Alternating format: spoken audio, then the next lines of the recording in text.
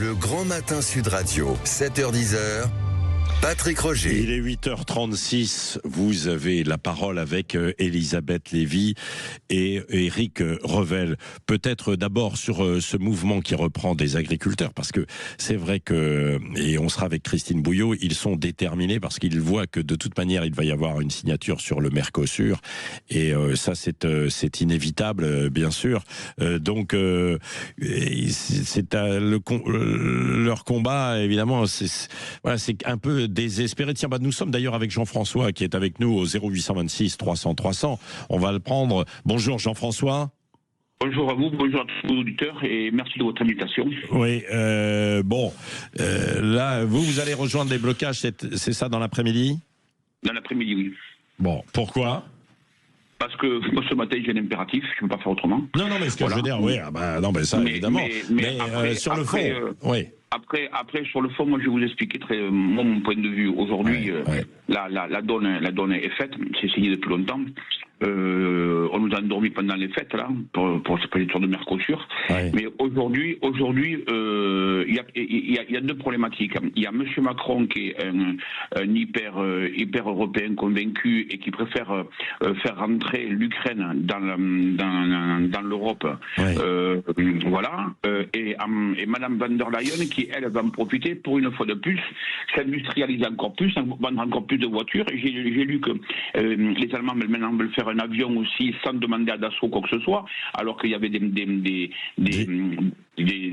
actes, des contrats qui étaient signés, des pactes qui étaient signés pour que je travaille avec la France. Ouais. Voilà. Moi, je vais vous dire, aujourd'hui, la solution n'est pas compliquée. Il faut sortir de l'Europe. Voilà. Et où il faut sortir de l'Europe, et malheureusement, parce que moi j'ai des amis qui travaillent dans l'automobile, il y a des automobiles allemandes et connues et reconnues, pour être de bonnes automobiles, mais il faut boycotter les voitures allemandes. Elle veut jouer à ça, elle veut boycotter les agriculteurs françaises, il faut boycotter les voitures allemandes. Bon. Voilà. Et là, on va la faire réfléchir. Voilà. Bon, Éric Revel, ce qui est évoqué donc à l'instant par Jean-François, sortir de l'Europe. Est-ce que ça changerait vraiment quelque chose ? Écoutez, il y a évidemment une Europe fédérale qui nous amène dans le mur. Il y a évidemment cette Europe, et je pense à Madame van der Leyen, qui est allemande, qui signe des accords de libre-échange qui, c'est moins qu'on puisse dire, ne va pas dans le sens du développement de l'agriculture et de la protection de l'agriculture française. Maintenant, attention, parce que je pense que cette Europe fédérale va dans le mur et qu'il faudrait s'acheminer plus vers une Europe des nations. Mais attention, au moment où on voit les empires se reconstituer partout dans le monde, ce qui se passe aux États-Unis, ce qui se passe en Chine, ce qui se passe en Russie, imaginez qu'un pays isolé comme le nôtre, où l'Allemagne pourrait à lui seul faire valoir ses intérêts dans le monde face à des blocs américains, chinois ou russes. Peut-être donc l'Europe, oui, bien sûr, sa structure en tant que telle, mais pas Maintenant, forcément. Je partage le point de Jean-François, c'est que dans le traité du Mercosur, quand vous regardez bien, au-delà du fait que les clauses de sauvegarde, les clauses miroirs, le contrôle, tout ça n'est pas du tout mis en place, en réalité, oui, ça va bénéficier à l'industrie automobile allemande, puisqu'on voit bien que les exportations que le Mercosur va permettre au Paraguay, en Argentine ou au Brésil, ça sera de la voiture, donc allemande, ça sera de la machine-outil, donc allemande. Voilà. Et oui, Macron est un européiste, un mondialiste convaincu, et ça, je pense que notre auditeur Jean-François a tout à fait raison. Cette Europe-là va dans le mur, il faut la réformer. Il faut la réformer. Elisabeth Lévy, votre point de vue ? D'abord, très vite, il me semble, malgré tout, alors d'abord sur l'agriculture, moi j'entends tout à fait Jean-François, il y a aussi des agriculteurs qui sont très contents de ces traités parce qu'ils vont en bénéficier. Mais il me semble surtout que la concurrence qui mine l'agriculture française, la concurrence assez déloyale très souvent, c'est quand même une concurrence européenne beaucoup. Allez sur un marché, vous avez énormément de produits qui viennent des pays d'à côté en Europe. Donc ça c'est la première chose. La deuxième, je ne sais pas si la solution c'est de sortir de l'Europe ou comme Françoise l'avait suggéré un jour à ce micro, elle connaît bien le sujet, de sortir l'agriculture des traités de libre-échange en réalité. Et troisièmement, je le redis à chaque fois, tout ça ne dépend pas seulement de M. Macron et de Mme von der Leyen, il dépend de vous et moi. C'est-à-dire que si les gens considèrent que c'est un droit de l'homme d'acheter des tomates à 1 €, j'en sais rien, je vous dis n'importe quoi comme prix, eh bien, on ne va pas maintenir une belle et bonne agriculture française. S'ils pensent que manger de la viande, tout le temps c'est un droit de l'homme et qu'on doit avoir de la viande très peu chère, eh bien, nos éleveurs vont en pâtir. Il faut quand même... À un moment, il faut qu'on soit un peu conséquent aussi. Voilà. Oui, non, mais on peut pas demander. C'est vrai. Et on peut pas demander d'acheter au prix du travail au Paraguay ou je ne sais pas où avec les normes du Paraguay ou de je ne sais pas quel pays pour lequel j'ai la plus grande estime, bien sûr. Mais et après pleurer parce que nos fermes et nos exploitations ferment. Oui, c'est vrai. Bon, après les traités de libre-échange, bien souvent aussi les agriculteurs et l'agriculture, elle a pu vendre énormément. Elle a été une force de notre économie. Et d'ailleurs, on veut toujours vendre parce qu'on veut vendre, par exemple, à la Chine qui nous bloque actuellement. Vous l'avez vu sur le lait, sur le porc, et il y a un autre produit également, alors que c'était des débouchés. Et la Chine nous impose des contrôles sanitaires et ça ne passe plus. Et c'est un vrai problème. Donc c'est vrai. Oui, allez-y, un mot. Un mot juste très vite parce que vous avez parlé du lait de la Chine. Oui. Et moi, parce qu'en plus, si vous voulez, des lubies. Par exemple, il y a une décennie ou deux, l'Union européenne avait décidé que les Chinois allaient tous se mettre à manger des yaourts à fond. Et elle a donc encouragé des millions d'exploitants en Europe à se mettre à faire du lait.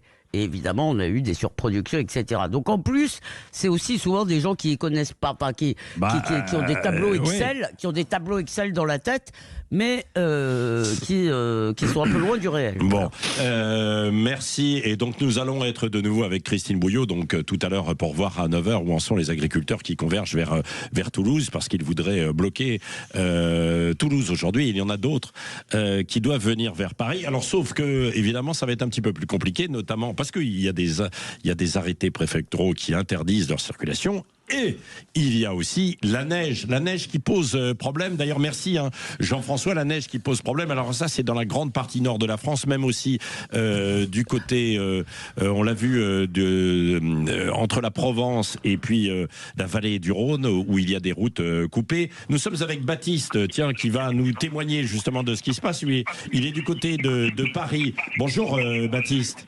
Et bonjour. Bon, alors, ça tombe beaucoup ou pas ? Voilà, ça tombe beaucoup. Moi, je suis à 3 minutes de me mettre en route pour le boulot. Je vais à vélo au boulot. Et ouais, là, ça tombe bien. Et dans la rue, là, à Boulogne-Billancourt, il y a au moins, là, je suis sur mon balcon, donc je peux vous dire qu'il y a au moins 3-4 cm qui tiennent. Ah oui, donc là, les voitures n'arrivent pas à dégager la neige. Ouais, alors, elles arrivent à passer, mais elles dégagent pas la neige. C'est-à-dire que là, il y a vraiment de la neige partout, y compris là où passent les voitures. Ça se recouvre aussitôt.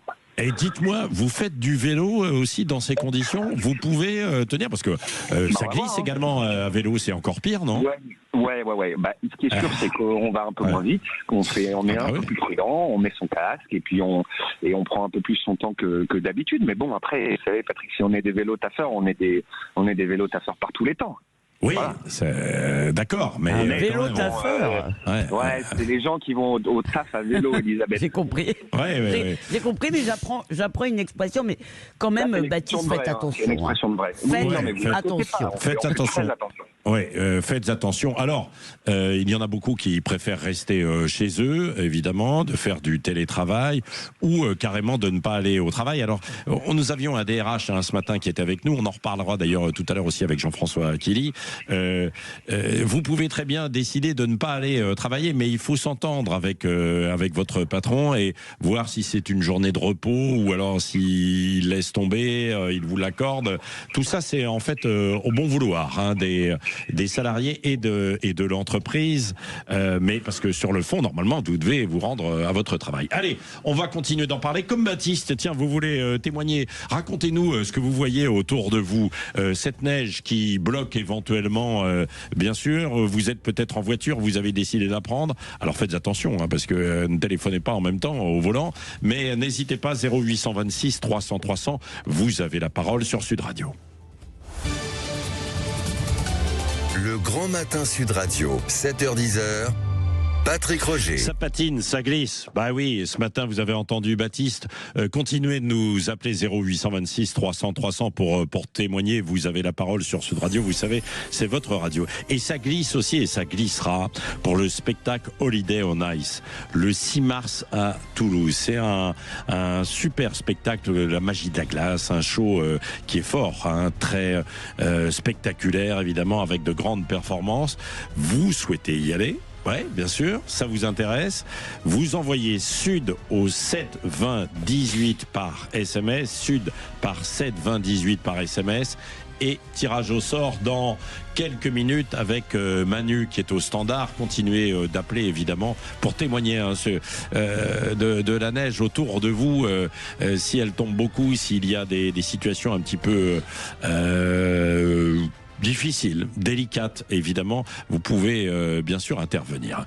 Nous continuons donc avec vous, Éric Revel, et puis Elisabeth Lévy, le Groenland.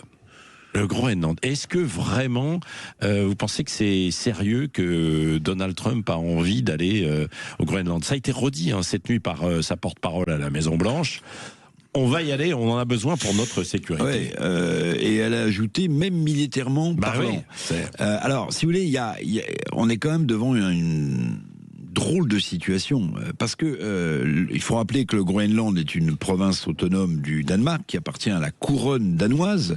Il y a 60 000 habitants au Groenland, mais surtout il y a beaucoup de matières premières. Donc Trump, l'argument, c'est de dire plutôt que les Russes, la Russie est pas très loin du Groenland, ou les Chinois mettent la main sur le Groenland, il vaut mieux que ce soit nous, les Américains. Le problème, c'est que vous avez les Américains qui sont la première puissance de l'OTAN. Vous avez le Danemark qui est membre de l'OTAN, et vous avez un article 4 et 5 dans l'Alliance qui dit que tout pays agressé voit les autres membres de l'OTAN venir à son secours. Mais là, vous voyez dans quelle situation on se situerait. Si militairement, ce que personne ne veut croire, mais si militairement les Américains essayaient de s'emparer du Groenland, ça voudrait dire que la première puissance de l'OTAN, l'armée américaine, viendrait sur les plates-bandes d'un autre pays membre de l'OTAN qui s'appelle le Danemark. Donc on est dans une impasse totale. Ouais. C'est peut-être d'ailleurs d'une certaine manière la fin de l'OTAN. Parce que si militairement les Américains mettent le pied au Groenland, on ne voit pas comment ensuite on peut respecter l'article 4 ou l'article 5 du traité d'alliance dont je vous parlais. Ouais. Donc on vit un moment mais absolument de confusion et de reconstitution d'empire. Moi je pars du principe, j'ai le sentiment qu'entre lui, Xi Jinping, le président chinois, et Vladimir Poutine, il y a une sorte de partage du monde tacite qui est en train de se composer sous nos yeux. Elisabeth Lévy? Oui, il y a deux plans. Le premier, Eric en a un peu parlé, c'est le Groenland. En réalité, les Chinois sont déjà installés. Les Américains aussi, d'ailleurs, ils ont encore une base. Militaire au Groenland. Et il y a donc cette lutte d'intérêts. La deuxième chose, c'est effectivement qu'est-ce qui se passe au sein de ce qu'on appelle encore l'Alliance Atlantique. Je dois dire, pour ma part, on peut avoir un empire et ne pas avoir des manières aussi déplorables par rapport à ses alliés. Ouais. On n'est pas, si vous voulez, si Trump doit se comporter comme Poutine vis-à-vis de ses alliés, ça va commencer à sentir mauvais l'empire américain. Mais en fait, pour l'instant, j'ai du mal à y croire. J'ai du mal à croire qu'on soit, parce que on dit toujours Trump fait ce qu'il dit. Donc, oui, sauf quand il le fait pas. C'est-à-dire que d'un côté, il y a un certain nombre de choses qu'on croyait pas possibles et qu'il a faites, ça c'est vrai. Et d'un autre côté, y compris la dernière opération au Venezuela, et d'un autre côté, il y a beaucoup de points sur lesquels il fait des menaces maximales pour après revenir à la table des négociations et négocier des accords plus raisonnables. Donc, c'est aussi sans doute un moyen de pression sur le Danemark. Alors, ce qui est intéressant, c'est qu'en plus, au sein du Royaume du Danemark, qui doit être la même structure que le Royaume-Uni, si je ne m'abuse, il y a des bisbilles entre les Groenlandais et les Danois, je ne sais pas comment on appelle l'île principale,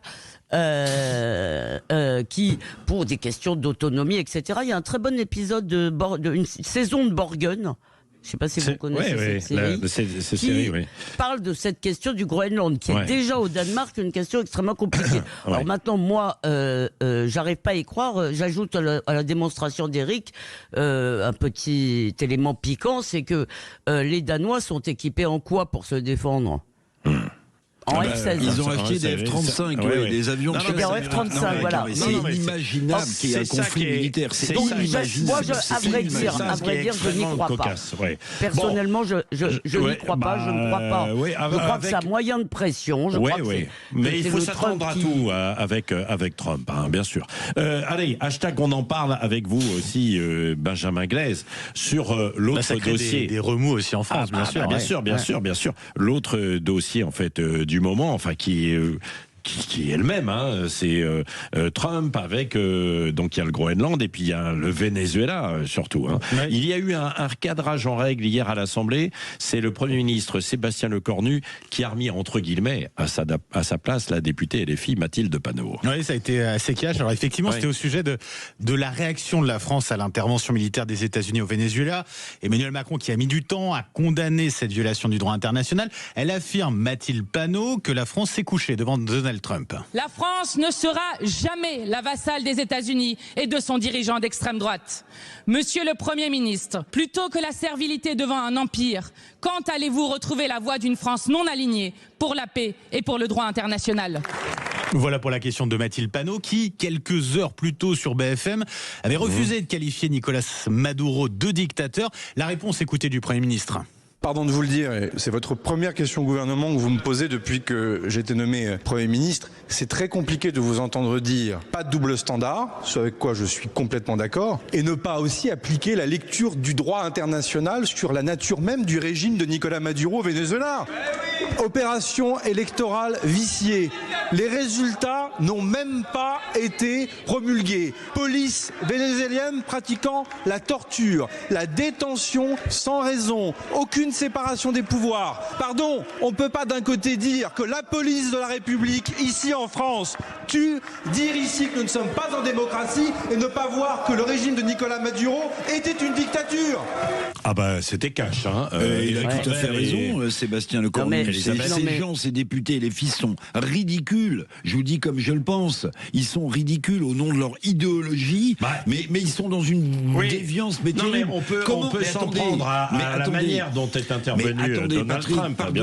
Pardonnez-moi, mais bien sûr qu'on peut critiquer cette façon de s'accommoder avec le droit international, mais défendre le régime de Maduro qui a torturé des opposants, qui a fait disparaître des gens, qui a truqué les élections, ces mêmes gens et les fils qui sont élus démocratiquement dans ce pays, mais attendez, j'ose même pas croire qu'ils croient ce qu'ils racontent. Allez, merci. Je peux dire un mot, non ? Non, il est 8h57 dans un instant. Le temps, c'est le temps, Elisabeth. Vous voulez dire un mot sur Mathilde Panot, pardonnez-moi de vouloir participer. Les auditeurs vont participer, en fait, bien sûr, parce qu'il est 8h57. Dans un instant, c'est Jean-François Aquili. C'est l'heure, et bien sûr, Jean-François Aquili. Et puis, nous serons en ligne aussi avec Christine Bouillot, qui est avec les agriculteurs, dans un instant sur Sud Radio, du côté de Toulouse.